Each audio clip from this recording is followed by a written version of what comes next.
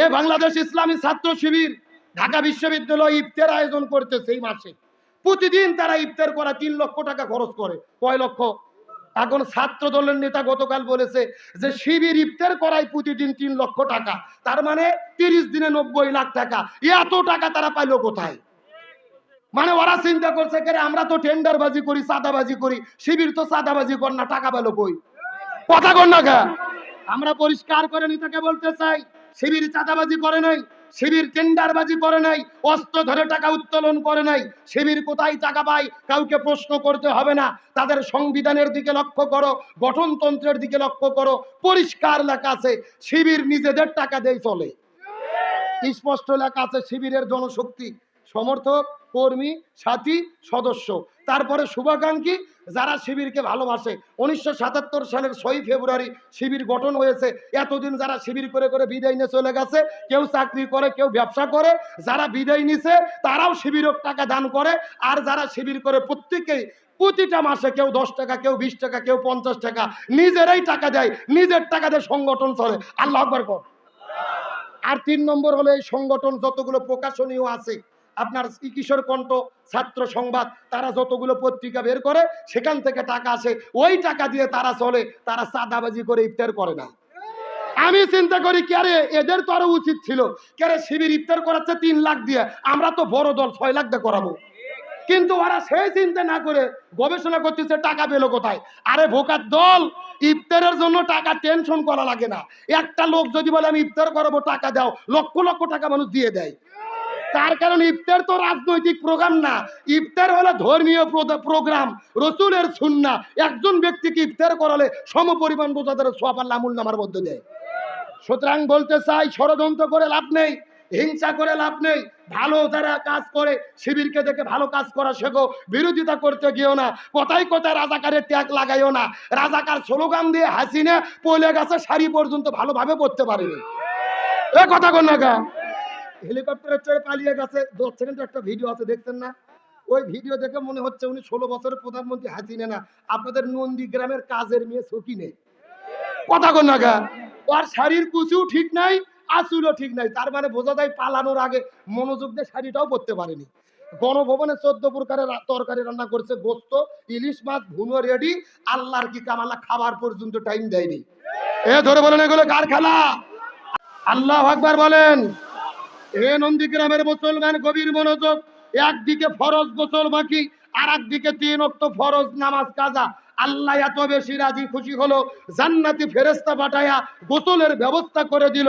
তার মানে বোঝা গেল আল্লাহর কাছে ফরজ নামাজের চেয়ে, ফরজ গোসলের চেয়ে সবচাইতে দামি হলো এই জমিনের ভেতরে কোরআন বিজয়ের আন্দোলন করা।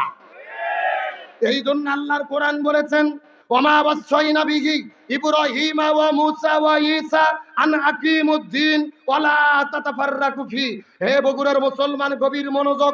আল্লাহর যুগান্তরকারী ঘোষণা, এই পৃথিবীতে আমি যত নবী রাসূল প্রেরণ করেছি, হযরতে মুসা, ঈসা, ইব্রাহিম আলাইহিস সালাম সহ যত নবী রাসূল প্রেরণ করেছি, সব নবী রাসূলের দায়িত্ব ছিল তারা যেন জমিনে দ্বীন কায়েম করে। আন আকিমুদ্দিন, তোমরাও যদি মুসলমান হও এই জমিনে দ্বীন কায়েমের আন্দোলন করো। ওয়ালা তাতাফাররাকু ফি, এই ব্যাপারে কোনো মত পার্থক্য করা যাবে না। চিৎকার করে বলেন হুকুম কার? গভীর মনোযোগ, শেষ কথা ভালো করে মাথার মধ্যে ঢোকান। আল্লাহ তাআলা কোরআনের 82 জায়গার মধ্যে বলেছেন, আকিমুস সালাহ ওয়া আতুজ যাকাত, নামাজ কায়েম করো, যাকাত প্রদান করো। তবে নামাজের ব্যাপারে ওয়ালা তাতাফাররাকু ফি, তোমরা দলাদলি করো না, এমন কথা আল্লাহ কোরআনে বলেনি। আল্লাহর কোরআন বলেছেন, ওয়ালিল্লাহি আলান নাসি হিজ্জুল বাইত, যদি তোমাদের সমর্থ থাকে হজ করো। তারপরে আতিমুল হজ ওয়াল উমরা, হজ করো, উমরা করো। তবে হজ উমরার ব্যাপারে ওয়ালা তাতাফাররাকু ফি, তোমরা দলাদলি করো না, এমন কথা আল্লাহ কোরআনের মধ্যে বলেনি। আল্লাহর কোরআন বললেন, কুতিবা আলাইকুমুস সিয়াম, রমজান মাসে রোজা ফরজ করলাম, রোজা রাখো। তবে রোজা রাখার ব্যাপারে ওয়ালা তাতাফাররাকু ফি, তোমরা দলাদলি করো না, এমন কথা আল্লাহ কোরআনে বলেনি। আল্লাহর কোরআন বলেছেন, ফাযকুরুনি আযকুরুকুম, তোমরা আমার জিকির করো, আমিও তোমাদের জিকির করব। তবে জিকিরে দিনের ব্যাপারে ওয়ালা তাতাফাররাকু ফি, তোমরা দলাদলি করো না, এমন কথা আল্লাহ কোরআনে বলেনি। কিন্তু আল্লাহর কোরআন বললেন আনাকিমুদ্দিন, তোমরা দিন কায়েম করো, ওয়ালা তাতাফাররাকু ফি, এই ব্যাপারে কোনো মত পার্থক্য করো না। তার মানে আল্লাহ খুব ভালো করে জানে নামাজ, রোজা, হজ, যাকাত, জিকির, তাসবিহ কোন ইবাদত নিয়ে জমিনে দলাদলি হবে না। যত দলাদলি হবে এই জমিনে কোরআন বিজয়ের আন্দোলন নিয়ে। আল্লাহর বক্তব্য কি মেলে? যখন মেলে আপনাদের এই নন্দীগ্রামের 80 বছরের বুড়ো চাচা যখন কয় বছর সামনের কাতারে নামাজ পড়ে মাথার কপালত দাগ পড়ে গেছে, মাথার টুপি মুখোশধারী হজ করছে 6 বার। এইরকম একটা হুজুর ওই চাচাক যে বলতেছে চাচা বাংলাদেশ কোরআন দিয়ে চালাতে হবে, কোরআন বাংলাদেশে বিজয় করতে হবে। ওই চাচা নামাজ পড়তে পড়তে লাভ দিয়ে উঠে বলতেছে এই হুজুর রাজনীতি করে রে। কথা কোন? তার মানে ওর কাছে নামাজ, রোজা, হজ, যাকাত ভালো লাগে, কিন্তু আল্লাহর জমিনে আল্লাহর দিন কায়েম ভালো লাগে না। যার কাছে নামাজ, রোজা, হজ, যাকাত ভালো লাগে, জমিনে দিন কায়েম ভালো লাগে না, এরাই হলো মুনাফিকের খালাতো ভাই। এদের ভালো কাজ কখনো সহ্য। আল্লাহ তাআলা বলছেন আমাকারু আমাকারাল্লাহ আল্লাহু খায়রুল মাকিরিন, তারাও ষড়যন্ত্র করে, আল্লাহ কৌশল অবলম্বন করে। কার কৌশল বিজয় হয়?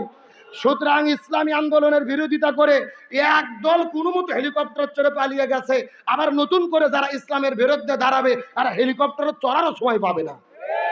আবার বলতেছে আমরা সীমান্তের কাছে আছি, যে কোনো সময় শর্ট করে ঢুকে পড়তে পারি। গতকালকে দেখলাম এরা তো হয়েছে আমার গুজব লীগ, যেরকম কি লীগ, গতকালকে ঢাকায় তারা রাজপথে নেমেছিল হিজবুত তাহরির নাম দিয়ে নিষিদ্ধ সংগঠন হিজবুত তাহরির। হঠাৎ করে বাইতুল মুকাররমের উত্তর পাশে হাজার হাজার লোক নিয়ে মাঠে নেমেছে। প্রশাসন গ্রেফতার করে দেখতেছে অধিকাংশ আওয়ামী লীগের লোক, অধিকাংশ ছাত্র লীগের লোক। কথা কন না গা? এরা এখন মুখোশ ধারিয়ে নিজেদের দলের পরিচয় বাদ দিয়ে অন্য দলের মধ্যে ঢুকে বিশৃঙ্খলা করতে যাচ্ছে। কারণ জানেন, এই মাসের 13 তারিখে জাতিসংঘের মহাসচিব বাংলাদেশে আগমন করবেন, ডক্টর ইউনূসের আমন্ত্রণে দেশে আসতেছে। ওরা চিন্তা করেছে এই সময় একটা বিশৃঙ্খলা করে দেশের মধ্যে একটা ভেজাল সৃষ্টি করে তারা ঘোলা পরিবেশ তৈরি করতে চায়। কিন্তু বাংলাদেশের মানুষ সজাগ আছে। তোমরা শ্রমিক লীগ সাজো, হিজড়া লীগ সাজো, আনসার লীগ সাজো, এই বাংলার জমিনে স্বৈরাচারের জায়গার হতে পারে না। সুতরাং কোন ষড়যন্ত্র এই বাংলাদেশ আর হতে দেওয়া হবে। তাহলে চিৎকার করে বলেন রোজার চাইতে দামি ইবাদত কি? বিজয়ের আন্দোলন করা। আরো জোরে বলেন কি? বিজয়ের আন্দোলন করা। আসেন, সময় কম, আসরের আজান দেবে, শেষ কথা বলি। এই যে রমজান মাসের এত গুরুত্ব, এত ফজিলত, এত তাৎপর্য, কারণ কি?